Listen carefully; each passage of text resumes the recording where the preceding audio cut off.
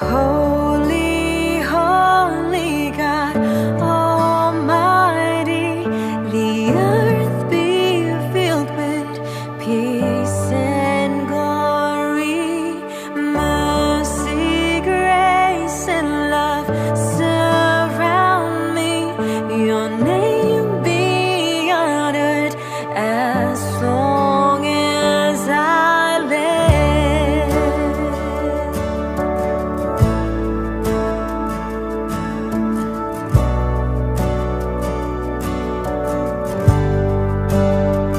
As long as I live.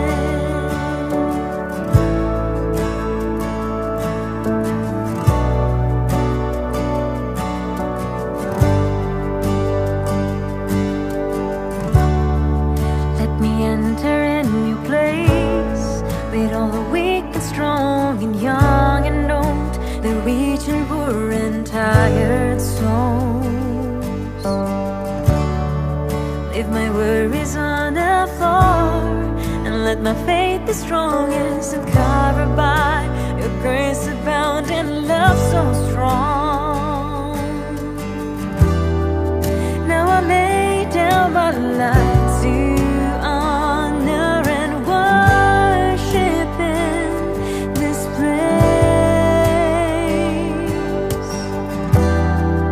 and I'm down on my knees to bring this offering and praise. Holy, holy God Almighty, the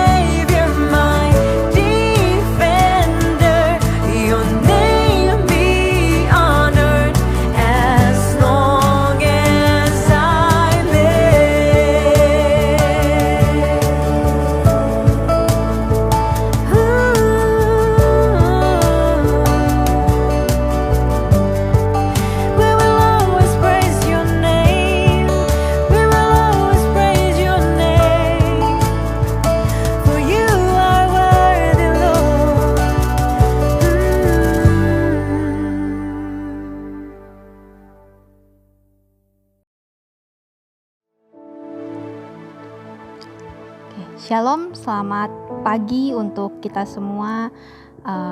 Kita bersyukur pada kesempatan kali ini kita boleh bersama-sama kembali memuji dan memuliakan nama Tuhan. Walaupun kita pada saat ini kita harus kembali beribadah masing-masing di rumah kita, tapi saya berharap seluruh jemaat dapat tetap mempersiapkan hati, pikiran, dan waktunya untuk bersama-sama beribadah pada pagi hari ini. Baik, kita akan menyanyikan pujian. Kita akan mengangkat pujian kita sebagai bentuk syukur dan ucapan syukur kita kepada Tuhan, bahwa kita mengenal Tuhan karena karya yang begitu besar kepada kita. Tuhan memberikan kesempatan kepada kita untuk mengenal Dia lebih dalam. Bila ku buka mataku, kulihat wajah-Mu, karena kita terkagum akan kasih dan rahmat-Nya yang begitu besar kepada kita. Bila ku buka mataku dan lihat wajah-Mu, ku terkagum. Bila ku lihat hidupku dan karya tangan-Mu, ku tersanjung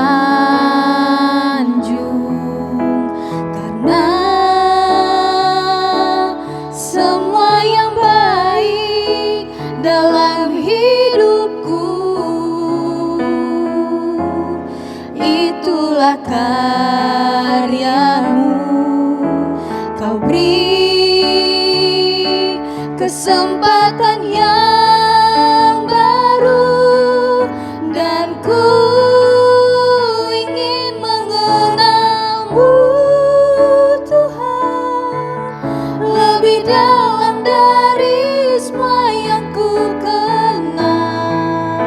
Katakan tiada kasih, tiada kasih yang melebihi-Mu. Ku ada untuk menjadi penyembah-Mu. Kita kembali katakan pujian kita, bila ku buka mataku. Bila ku buka mataku. Benar Tuhan, bila ku buka mataku dan kami lihat wajah-Mu Tuhan, kami terkagum akan kasih-Mu Tuhan kepada kami. Ya Tuhan Yesus, bila ku lihat hidupku, ku lihat hidupku dan karya tangan-Mu, ku tersanjung karena semua yang baik dalam hidupku itulah karya-Mu. Kau beri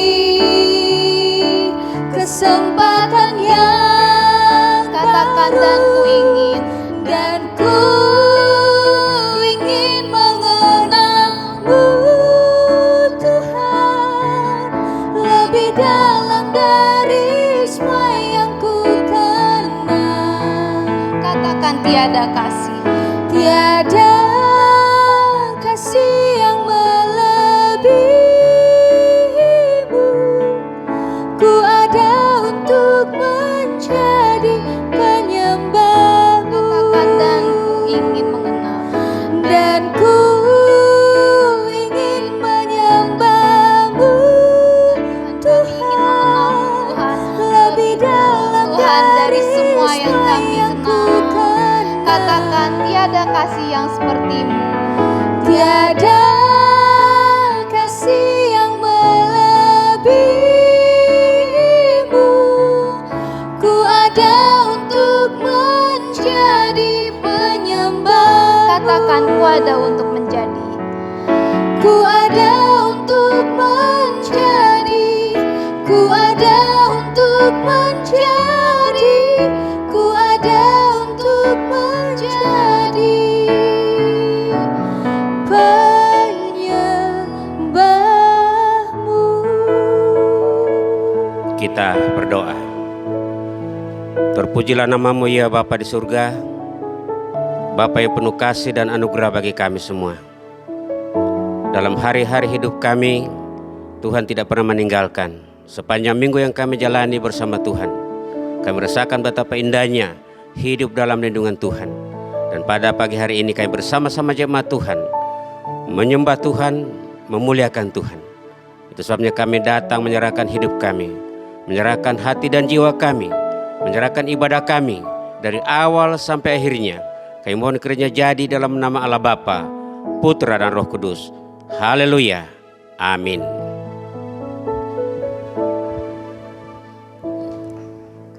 Baik, kita akan kembali menyanyikan pujian kita. Kita akan masuk ke dalam firman Tuhan yang akan disampaikan oleh hambanya. Kita tahu bahwa kekuatan dalam hidup kita hanya berasal daripada Tuhan. Karena Tuhan tidak akan pernah meninggalkan kita. Jika kita setia kepadanya, kita berseru dan berharap kepada Tuhan, Tuhan pasti akan memelihara kehidupan kita. Kekuatan di hidupku, ajaib Kau Tuhan penuh kuasa. Kekuatan di hidupku, ku dapat dalam Yesus. Dia tak pernah tinggal. Dia tak pernah tinggalkanku. Setia menopangku. Katakan berseru, berseru, berharap dalam Yesus.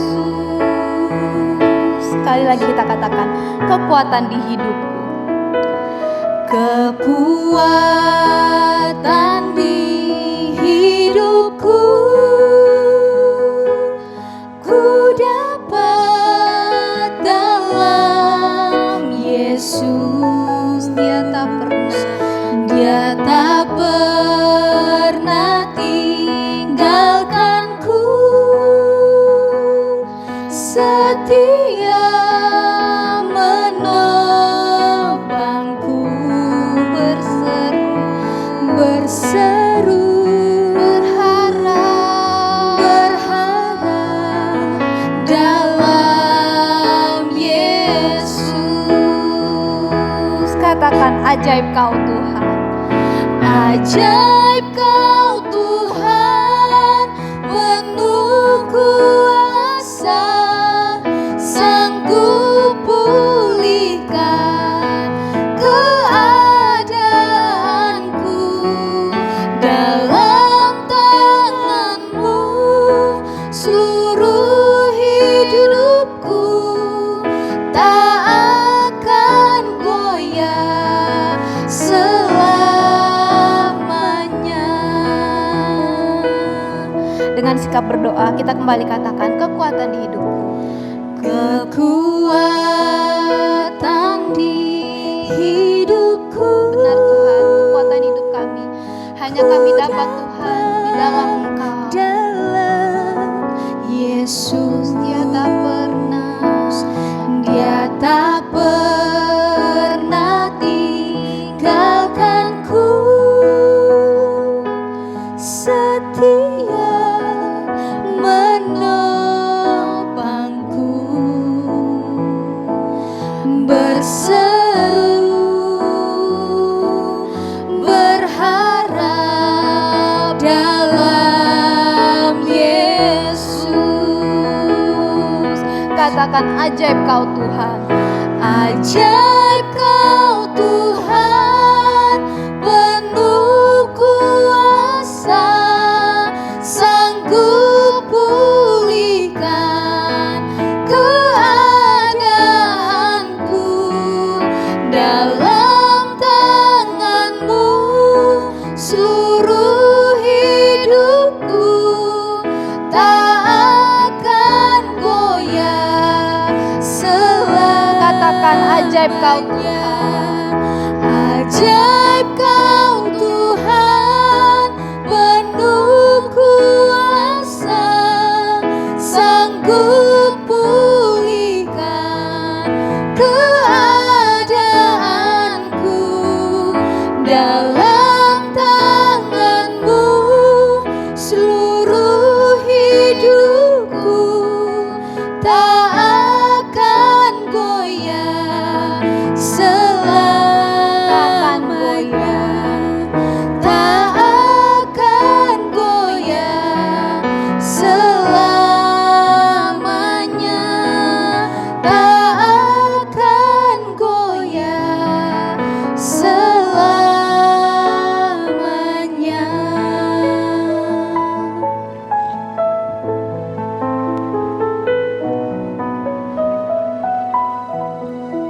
Mari saudara yang dikasihi Tuhan, siapkan hati kita untuk sama-sama belajar firman Tuhan pada kesempatan yang Tuhan anugerahkan bagi kita semua. Sebelum saya menyampaikan firman Tuhan, saya mengucapkan selamat hari Minggu, selamat beribadah, selamat menyembah Tuhan. Kiranya Tuhan memberkati kita semua. Mari buka Alkitab. Kita buka kitab Kisah Para Rasul pasal 5 ayat 17 sampai dengan ayat yang ke-33. Kisah Para Rasul pasal 5 ayat 17 sampai ayat 35. Demikian firman Tuhan. Akhirnya mulailah imam besar dan pengikut-pengikutnya, yaitu orang-orang dari mazhab Saduki, bertindak sebab mereka sangat iri hati. Mereka menangkap rasul-rasul lalu memasukkan mereka ke dalam penjara kota. Tetapi waktu malam seorang malaikat Tuhan membuka pintu-pintu penjara itu dan membawa mereka keluar. Katanya, "Pergilah, berdirilah di bait Allah dan beritakanlah seluruh firman hidup itu kepada orang banyak." Mereka mentaati pesan itu dan menjelang pagi masuklah mereka ke dalam bait Allah lalu mulai mengajar di situ. Sementara itu imam besar dan pengikut-pengikutnya menyuruh mahkamah agama berkumpul, yaitu seluruh majelis tua-tua bangsa Israel, dan mereka menyuruh mengambil rasul-rasul itu dari penjara. Tetapi ketika pejabat-pejabat datang ke penjara, mereka tidak menemukan rasul-rasul itu di situ. Lalu mereka kembali dan memberitahukan. Katanya, "Kami mendapati penjara terkunci dengan sangat rapinya dan semua pengawal ada di tempatnya di muka pintu. Tetapi setelah kami membukanya, tidak seorang pun yang kami temukan di dalamnya." Ketika kepala pengawal bait Allah dan imam-imam kepala mendengar laporan itu, mereka cemas dan bertanya apa yang telah terjadi dengan rasul-rasul itu. Tetapi datanglah seorang mendapatkan mereka dengan kabar, "Lihat, orang-orang yang telah kamu masukkan ke dalam penjara ada di bait Allah dan mereka mengajar orang banyak." Maka pergilah kepala pengawal serta orang-orangnya ke bait Allah, lalu mengambil kedua rasul itu, tetapi tidak dengan kekerasan, karena mereka takut kalau orang banyak melempari mereka. Mereka membawa keduanya dan menghadapkan mereka kepada mahkamah agama. Imam besar mulai menanyai mereka, katanya, "Dengan keras kami melarang kamu mengajar dalam nama itu. Namun ternyata kamu telah memenuhi Yerusalem dengan ajaranmu dan kamu hendak menanggungkan darah orang itu kepada kami." Tetapi Petrus dan rasul-rasul menjawab, katanya, "Kita harus lebih taat kepada Allah daripada kepada manusia. Allah nenek moyang kita telah membangkitkan Yesus yang kamu gantungkan pada kayu salib dan kamu bunuh. Dialah yang telah ditinggikan oleh Allah sendiri dengan tangan kanannya menjadi pemimpin dan juru selamat supaya Israel dapat bertobat dan menerima pengampunan dosa. Dan kami adalah saksi dari segala sesuatu itu. Kami dan Roh Kudus yang dikaruniakan Allah kepada semua orang yang mentaati Dia." Mendengar perkataan itu sangatlah tertusuk hati mereka dan mereka bermaksud membunuh rasul-rasul itu. Sampai sejauh itu bagian firman Tuhan untuk kita pada pagi hari ini. Saudara-saudara yang memperhatikan firman Tuhan, memegang dan melakukannya, saudara-saudara pasti diberkati. Bapak Ibu Saudara yang dikasihi Tuhan, dari perikop yang kita sudah baca dan dengarkan bersama, saya memberikan tema renungan ini, yaitu menghadapi tantangan iman. Menghadapi tantangan iman Kristen. Saudara-saudara yang dikasihi Tuhan, dalam pasal 5 ayat 1 dan seterusnya, kita melihat bahwa setelah Allah bertindak menghukum mati Ananias dan Safira oleh karena kejahatan yang mereka lakukan terhadap Tuhan dan jemaatnya, pekerjaan Tuhan begitu luar biasa. Sekalipun masyarakat dan orang-orang takut oleh karena adanya peristiwa yang menggemparkan di situ. Tapi Injil Kerajaan Allah, berita tentang Yesus tetap diberitakan melalui rasul-rasul, bahkan seluruh jemaat Tuhan pada waktu itu. Dan dalam ayat-ayat sebelumnya kita tidak sempat membaca dari ayat 12 sampai 16, di mana pekerjaan itu bertambah besar. Semakin banyak orang datang dan percaya, laki-laki dan perempuan. Dalam bagian ini sudah dicantumkan perempuan juga ikut percaya. Dalam ayat-ayat sebelumnya tidak dijelaskan bahwa ada perempuan, tetapi dalam pembacaan kita di sini dalam ayat 12 sampai 16 di situ laki-laki dan perempuan percaya berita dan kebenaran tentang Yesus. Dan dikatakan bahwa seluruh wilayah Yerusalem, orang-orang yang di luar Yerusalem itu datang berduyun-duyun setiap hari mendengarkan firman Tuhan, mendengarkan berita tentang Yesus. Dan itu luar biasa, mujizat terjadi, penyembuhan terjadi, orang-orang sakit disembuhkan. Orang-orang yang di luar Yerusalem datang dan dikatakan bahwa di pinggir-pinggir jalan orang diletakkan di atas balai-balai di mana orang-orang dibaringkan dengan harapan bahwa walaupun bayang-bayang Petrus lewat dan mengenai orang sakit itu, mereka imani akan sembuh. Bahkan kuasa-kuasa setan, orang-orang yang dirasuk setan disembuhkan. Jadi orang-orang yang sakit yang datang dibawa untuk disembuhkan, tidak ada yang tidak disembuhkan, semua disembuhkan. Sehingga dengan demikian pertumbuhan dan pertambahan jumlah jemaat waktu itu luar biasa. Itu sebabnya dalam bacaan kita tadi bahwa orang-orang Saduki, kepala-kepala imam mulai iri hati dan cemas dan takut. Karena apa? Mereka takut kehilangan popularitas. Karena apa? Orang-orang lebih cenderung dan lebih menghargai dan menghormati berita yang disampaikan oleh para rasul-rasul. Saudara-saudara yang kasih dalam Tuhan. Nah, untuk lebih jelasnya dalam perikop yang kita baca tadi, dalam bagian ini kita akan memperhatikan 3 cara para rasul menghadapi tantangan. Ada 3 cara menghadapi tantangan iman dalam kehidupan ini dan tantangan pelayanan saudara. Cara yang pertama, dalam ayat 17 dan 18 dan juga ayat 26 dan 27 kita sudah baca tadi, bahwa mereka menyerahkan diri pada kehendak Allah. Rasul-rasul itu tatkala mereka ditangkap, mereka tidak mengadakan perlawanan. Mereka tidak mengadakan pembalasan, tetapi mereka menyerahkan diri kepada Tuhan. Dan mereka menyerahkan diri untuk ditangkap dan dimasukkan ke dalam penjara. Mereka tidak mengadakan perlawanan.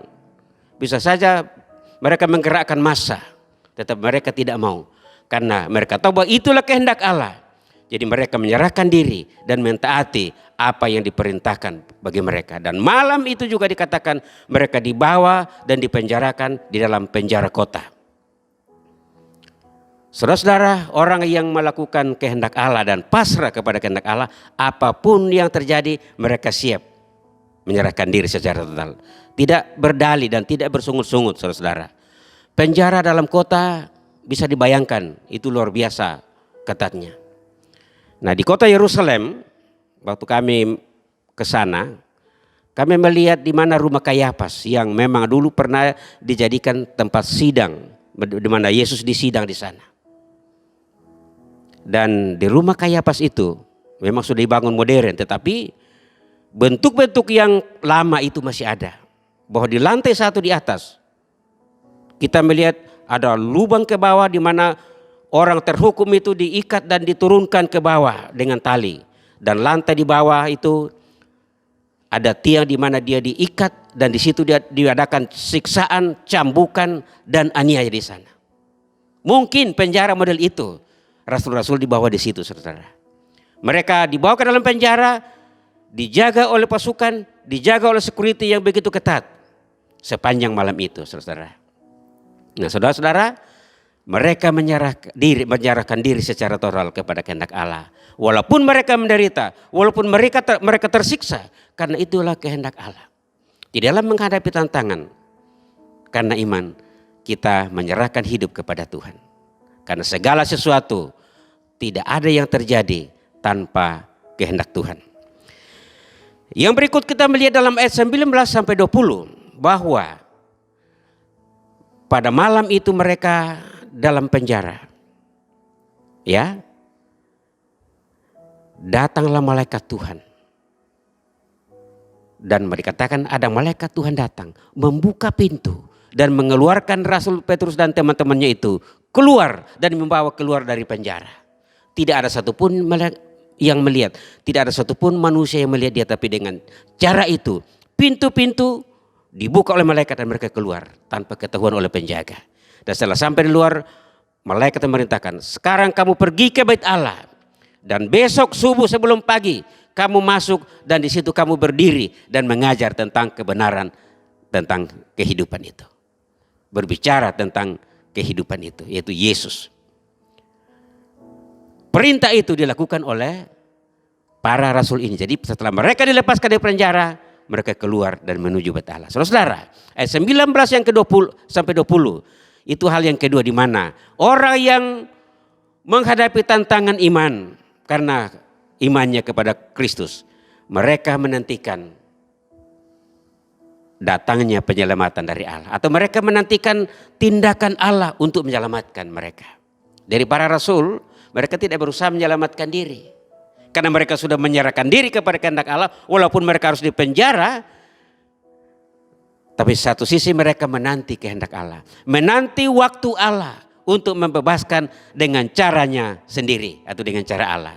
Dan malam itu saudara, Allah memakai malaikat Tuhan untuk bebaskan mereka, bukan dengan tangan manusia, tetapi dengan kuasa dan penyertaan Allah yang luar biasa. Dan mereka diperingatkan bahwa tatkala kamu bebas, jangan kamu kerjakan yang lain. Pergi di tempat di mana kamu dilarang. Karena di sana banyak orang menanti. Di sana banyak orang berkumpul, lapar dan rindu akan kebenaran tentang firman yang hidup itu. Jadi mereka pergi ke sana. Dikatakan bahwa menjelang subuh mereka sudah ada di sana. Dan Rasul-Rasul itu masuk dan mulai berkhotbah dan mengajar orang banyak. Nah, pada pagi-pagi saudara, kepala imam, ahli-ahli Taurat, dan mahkamah agama akan mengadakan sidang pada pagi itu. Karena rasul-rasul ini akan diambil dari penjara dan akan disidang tentang pelanggaran mereka pada pagi itu. Dan waktu itu kepala penjara atau tokoh-tokoh agama Yahudi memerintahkan supaya Rasul Petrus dan teman-temannya dikeluarkan dari penjara dan mereka akan didudukkan dan akan disidang atas kesalahan mereka. Maka datanglah petugas-petugas ke penjara sambil melihat. Pintu-pintu semua terkunci dengan rapat. Mulai dari pintu depan sampai pintu sel di mana rasul-rasul itu ditahan. Pintu semua terkunci rapat. Tapi tatkala pintu itu dibuka, tidak ada satu orang pun yang ada di dalam. Bahkan mungkin bekasnya pun tidak ada. Dan akhirnya mereka kembali kepada mahkamah agama. Mereka melapor bahwa pintu-pintu penjara terkunci rapat semuanya dan petugas-petugas security semuanya ada di pintu masing-masing. Tetapi kalau kami masuk, rasul-rasul sudah tidak ada di sana. Maka mahkamah agama, kepala-kepala imam dan ahli Taurat itu mulai cemas dan takut. Mereka katakan, kemana mereka rasul-rasul itu? Bagaimana nasib mereka? Dalam keadaan cemas dan takut, tiba-tiba muncul seorang dari bait Allah. Dia katakan, ada kabar baik bahwa rasul-rasul atau orang yang kamu penjarakan kemarin itu sekarang ada lagi di bait Allah, lagi sedang mengajar di sana. Yang benar, ya.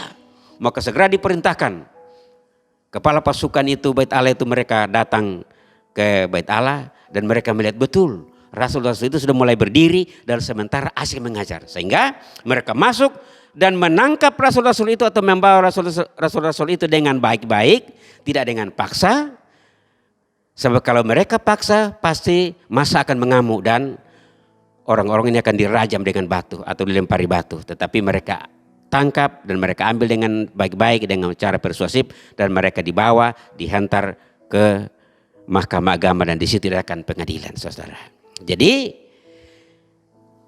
hal yang ketiga, setelah mereka menantikan saat Allah menyelamatkan mereka, mereka diselamatkan dari penjara itu. Dan hal yang ketiga, cara yang ketiga di mana Allah menempatkan mereka di tempat yang aman. Rasul-rasul itu menempatkan kehendak Allah di atas segala-galanya. Ayat 29 sampai 32. Tatkala persidangan dimulai pada pagi hari itu, rasul-rasul sudah ada dalam persidangan. Langsung diadakan pertanyaan. Mulai dari ayat 27 kita perhatikan kembali. Mereka membawa keduanya dan menghadapkan mereka kepada mahkamah agama. Imam besar mulai bertanya kepada mereka. Imam besar bertanya kepada Petrus dan teman-temannya. Dengan keras kami sudah melarang kamu untuk mengajar dalam nama itu. Namun ternyata kamu telah memenuhi Yerusalem dengan ajaranmu dan kamu hendak menanggungkan darah orang itu kepada kami. Mengapa kamu berani mengajar lagi tentang nama itu? Mereka tidak sebut lagi nama Yesus. Mungkin mereka pikir itu nama yang haram bagi mereka atau karena takut. Mereka juga tidak menyatakan bahwa darah Yesus, tapi dikatakan darah orang itu. Saudara.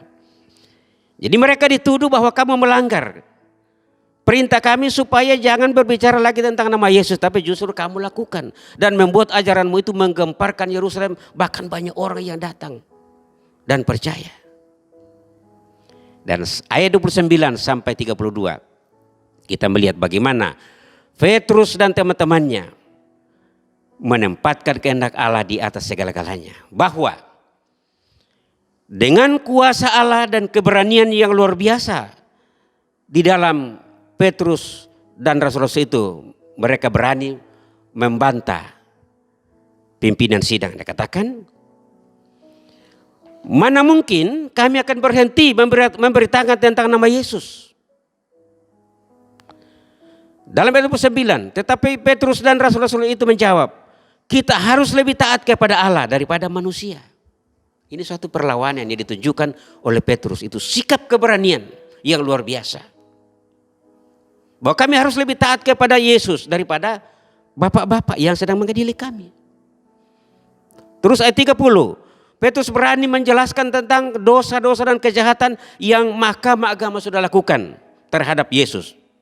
Dikatakan Allah nenek moyang kita telah membangkitkan Yesus yang kamu gantung pada kayu salib dan kamu bunuh. Yesus menuduh mereka, menjelaskan dosa mereka bahwa kamu membunuh Yesus. Kamu menggantung Yesus dan kamu menyalibkan dia. Tetapi Allah nenek moyang kita telah membangkitkan dia. Jadi mereka menegaskan bahwa Yesus itu hidup kembali. Itu bertentangan dengan keyakinan orang-orang Saduki. Dan itu yang menyebabkan mereka ditangkap, karena ajaran mereka dianggap ajaran sekte atau ajaran sesat karena tidak sesuai dengan paham mazhab Saduki atau aliran Saduki di dalam mahkamah agama itu, saudara. Tapi Petrus memberikan perlawanan bahwa dia dibangkitkan, dia dihidupkan kembali, dia ada di surga. Dia ada di surga menjadi pemimpin dan juru selamat supaya orang Israel dapat bertobat dan menerima pengampunan dosa. Jadi dijelaskan bahwa dia bangkit, dia hidup kembali, dia naik ke surga, dia jadi pemimpin dan menjadi juru selamat yang akan mengampuni segala dosa bangsa Israel, saudara. Itu penjelasan yang dijelaskan oleh Petrus di dalam persidangan, saudara. Jadi kita melihat bahwa di sini Petrus dan teman-temannya dalam menghadapi tantangan, dia menempatkan ketaatan di atas segala-galanya. Ya. Kita melihat karakter-karakter yang kuat dalam kehidupan rasul-rasul di sini. Tatkala mereka diperhadapkan dengan tantangan, mereka berani melakukan kehendak Allah. Dilarang mengajar, mereka mengajar. Dilarang berkhotbah, malah berkhotbah di depan para pendakwah mereka. Saudara-saudara, itu luar biasa. Kemudian mereka memiliki prinsip yang sangat kuat, yaitu taat kepada Allah harus ditempatkan di atas segala-galanya. Ini sangat prinsip dalam kehidupan Kristen. Dan prinsip yang berikut, hal yang berikut, karakter yang berikut adalah mereka memiliki keyakinan yang kokoh bahwa kami adalah saksi ahli bahwa Yesus itu mati karena kamu yang membunuh, kamu yang menyalibkan, tetapi dia bangkit kembali dan hidup kembali. Kami adalah saksi mata. Saksi ahli adalah memenuhi persyaratan minimal 2. Saksi ahli itu dia ada di situ tatkala peristiwa terjadi. Dan dia juga saksi mata melihat dengan benar. Itu minimal 2. Dan rasul-rasul selain mereka mengikut Yesus, selain mereka melihat apa yang terjadi, semua perlakuan-perlakuan jahat sampai Yesus mati dan hidup kembali dan naik ke surga, rasul-rasul menjadi saksi. Dan itulah sebabnya mereka berani menyatakan kebenaran di hadapan mahkamah agama. Saudara-saudara yang kekasih dalam Tuhan, seringkali dalam kehidupan kita tatkala kita menghadapi masalah, kita ingin menyendiri dan lari daripada Tuhan. Mau berusaha memecahkan masalah kita sendiri. Tapi jangan coba-coba. Sekuat apapun kita tidak akan mampu. Lebih baik datang kepada Tuhan. Taati perintah Tuhan. Ikuti perintah Tuhan. Lakukan apa yang diperintahkan. Kemudian nantikan saat Tuhan bertindak atas kebutuhan kita. Nantikan saat Allah bertindak atas masalah kita. Seringkali kita berpikir Tuhan terlalu lama campur tangan atas masalah saya. Tuhan terlalu lama mendengarkan doa saya sehingga tidak selesai-selesai, tidak terjawab. Tapi ingat bahwa saat Tuhan tidak terlambat. Dia memberikan pertolongan, dia memberikan kelepasan, dia memberikan jawaban itu tepat pada waktunya, saudara-saudara. Dan ingat bahwa di atas segala-galanya ketaatan kepada Tuhan itu menjadi prioritas dalam kehidupan kita. Kita harus pegang prinsip bahwa mentaati Tuhan akan membawa berkat segala-galanya. Membawa berkat-berkat rohani, membawa keselamatan, membawa berkat-berkat jasmani, dan membuat kita berkenan kepada Allah. Saudara-saudara, seringkali kita tidak berani mentaati Tuhan. Seringkali kita lebih berani taat kepada manusia daripada taat kepada Allah. Lebih berani kita mendahulukan apa keinginan manusia, apa kehendak manusia daripada kehendak Allah. Nah, saudara-saudara, kita belajar kepada rasul-rasul ini bahwa dalam situasi apapun mereka harus menempatkan ketaatan kepada Allah di atas segala-galanya. Saudara-saudara yang kekasih dalam Tuhan, kita berada dalam situasi yang sangat sulit ini. Ini tantangan iman bagi kita. Tapi mari kita belajar daripada firman Allah yang kita sudah dengarkan pada kesempatan ini. Dalam menghadapi tantangan, pegang 3 hal ini. Serahkan diri secara total kepada Tuhan. Jangan bersungut-sungut, jangan ragu. Menyerahkan diri sama dengan beriman. Beriman itu berarti meletakkan 100% hidup kita kepada Dia. Dan yang kedua, nantikan waktu Allah untuk bertindak, membebaskan dan mengatasi masalah kita. Jangan coba-coba kita berjuang sendiri. Kita berjuang sendiri kita akan hancur. Tapi nantikan waktu Tuhan. Karena waktu Tuhan itu terindah bagi kita. Dan ingat sekali lagi bahwa kehendak Tuhan di atas segala-galanya. Apapun harga, apapun risikonya, Tuhan di atas segala-galanya. Itulah firman Tuhan untuk kita pada pagi hari ini. Kiranya Tuhan memberkati Bapak Ibu Saudara yang hadir dan mendengarkan firman Tuhan ini. Dimanapun saudara berada. Masalah tidak akan pernah berhenti, tetapi kita harus tahu bagaimana kita menghadapinya. Firman Tuhan menjawab tantangan yang sedang kita hadapi.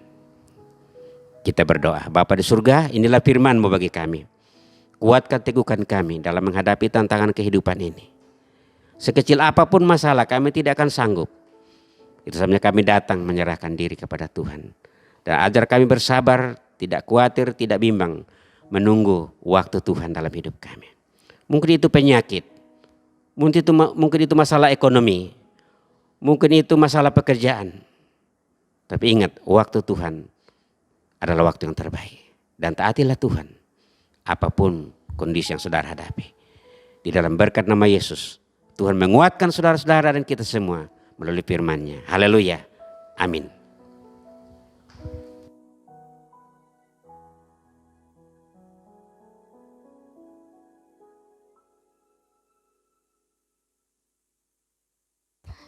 Puji Tuhan atas firman yang telah disampaikan oleh hamba-Nya. Kiranya firman pada hari ini dapat menguatkan kita dan menjadi pedoman dalam kehidupan kita. Baik, kita akan masuk ke dalam persembahan. Kita akan mengumpulkan persembahan kita di rumah masing-masing. Ya, kita akan menyanyikan pujian dari nyanyian Kemenangan Iman nomor 189, Dalam Hatiku Ada Gemar.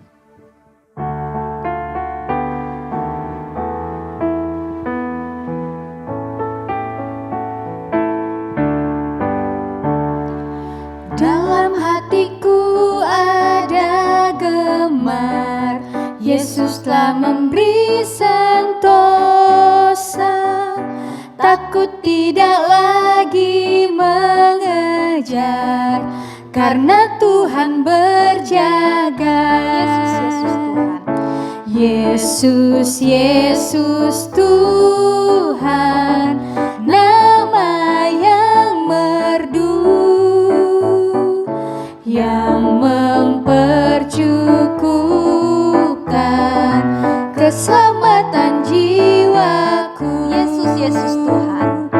Yesus, Yesus Tuhan, nama yang merdu, yang mempercukupkan keselamatan jiwaku. Kita akan masuk di dalam doa persembahan dan juga doa syafaat yang akan dipimpin oleh Bapak Gembala. Dipersilakan. Sudah jemaat yang dikasihi Tuhan, mari kita sama-sama menyerahkan setiap pergumulan kita kepada Tuhan. Mari kita membuka hati dan kita berdoa. Bapa di surga, Bapa yang penuh kasih dan anugerah, kami bersyukur bahwa Engkau sungguh baik. Dari hari ke hari pertolongan-Mu nyata dalam hidup kami. Kami serahkan seluruh jemaat-Mu dimanapun mereka berada. Ada yang lemah, ada yang sakit, Tuhan pulihkan, Tuhan kuatkan. Ada yang berada di luar kota, Tuhan jaga lindungi. Pak Daniel Ibau yang ada di Kalimantan, Tuhan melindungi dan menjaga.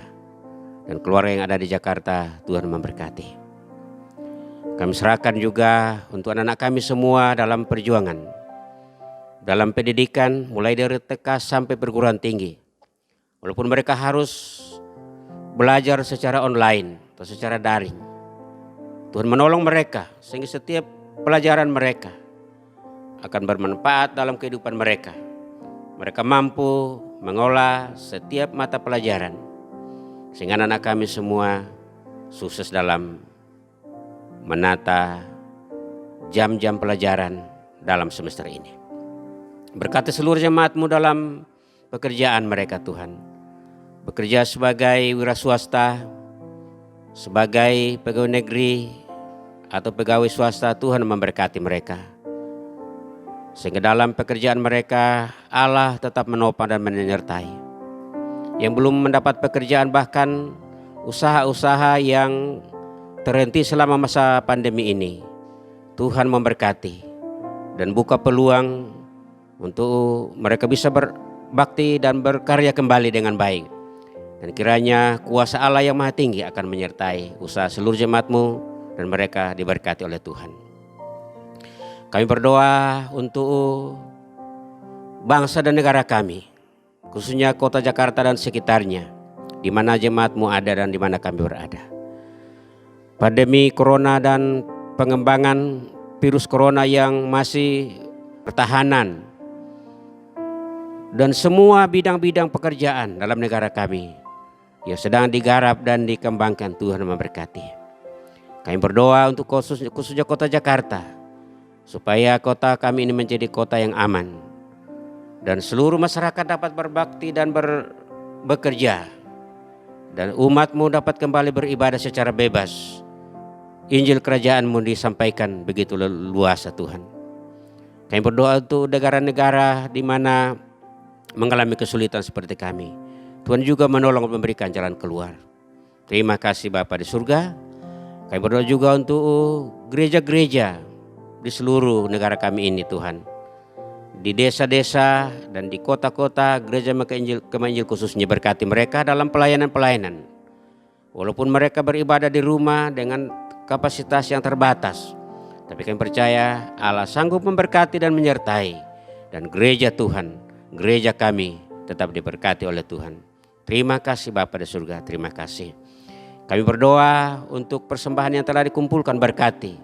Dan Allah memberkati anak-anak dalam seluruh perjuangan hidup mereka, seluruh pekerjaan mereka, apapun yang mereka perjuangkan.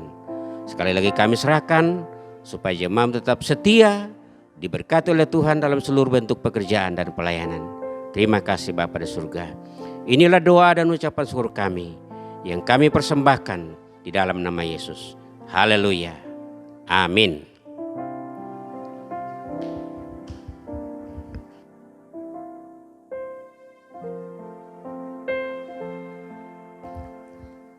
Baik, kita akan mengakhiri ibadah kita pada hari ini.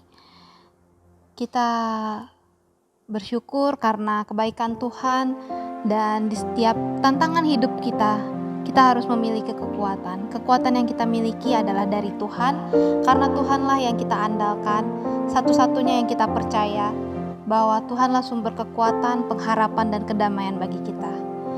Engkau Tuhan yang setia, waktu-Mu selalu yang terbaik.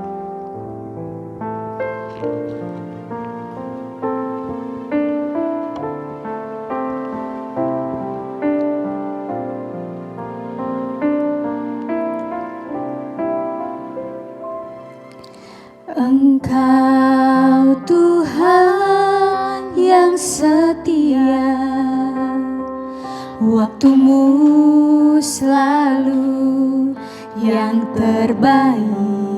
Engkau Tuhan sendiri. Engkau Tuhan sandaranku, dan ku hanya kan berharap padamu. Katakan kembali, Engkau Tuhan yang setia. Engkau Tuhan yang setia, waktu-Mu selalu yang terbaik. Engkau Tuhan. Engkau Tuhan sandaranku, dan ku hanya kan berharap padamu. Satu-satunya yang ku andalkan, satu-satunya yang ku percaya. Engkau sumber kekuatan, sumber pengharapan, sumber kedamaian. Satu-satunya yang ku andalkan, satu-satunya yang ku percaya. Engkau Tuhan memberkati, Tuhan penyembuhku, Tuhan pemulihku. Kita kembali katakan, Engkau Tuhan yang setia. Engkau Tuhan yang setia,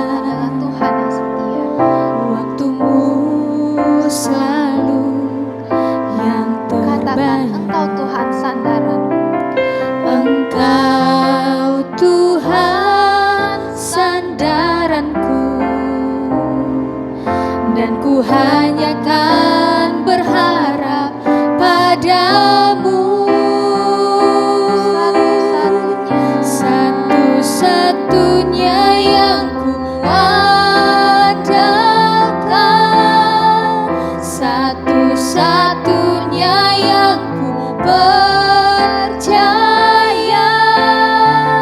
Engkau sumber kekuatan, sumber pengharapan, sumber kedamaian.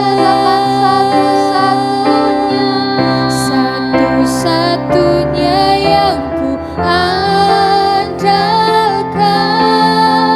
satu-satunya yang ku percaya.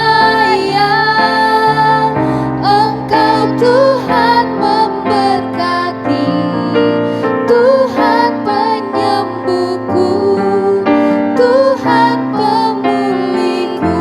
Katakan sekali lagi, satu-satunya yang ku andalkan. Satu-satunya yang ku andalkan. Benar Tuhan, satu-satunya yang kami andalkan dan satu-satunya yang kami percaya Tuhan adalah Engkau Tuhan. Karena Engkaulah sumber kekuatan kami, Engkaulah sumber pengharapan kami, dan Engkaulah sumber kedamaian kepada kami. Sumber pengharapan, sumber kedamaian. Katakan satu-satunya, Satu-satunya yang ku andalkan, satu-satunya yang ku percaya. Engkau Tuhan memberkati, Tuhan penyembuhku, Tuhan pemulihku. Engkau Tuhan memberkati. Engkau Tuhan memberkati, Tuhan penyembuhku, Tuhan pemulihku.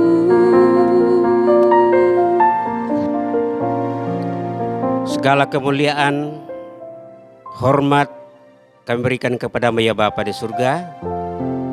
Ia telah menyertai kami dalam seluruh rangkaian ibadah kami pada pagi hari ini. Jemaat Tuhan akan kembali ke tempat masing-masing. Penuhlah dengan penuh sukacita, pegang teguh kebenaran firman Tuhan.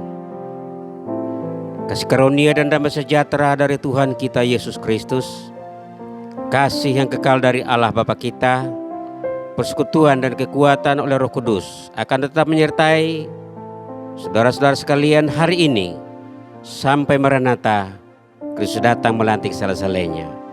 Haleluya. Amin. Demikianlah ibadah kita pada pagi hari ini. Tuhan memberkati kita semua. Dan informasi atau warta gereja dalam minggu ini disampaikan bahwa minggu depan jam 10 pagi tetap kita ibadah secara online. Dan hari Rabu jam 7 malam kita tetap adakan doa bersama secara online. Sebabnya kami berdoa supaya partisipasi kesiapan seluruh jemaat untuk mengikuti semua acara ini akan dapat terlaksana dengan baik. Dan kalau ada perkembangan-perkembangan yang terkini, kami akan informasikan melalui media sosial.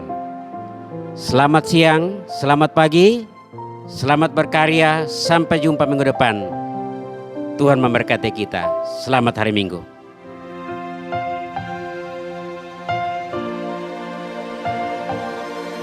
Engkau Tuhan yang setia, waktumu selalu yang terbaik. Engkau Tuhan sandaranku, dan ku hanya kau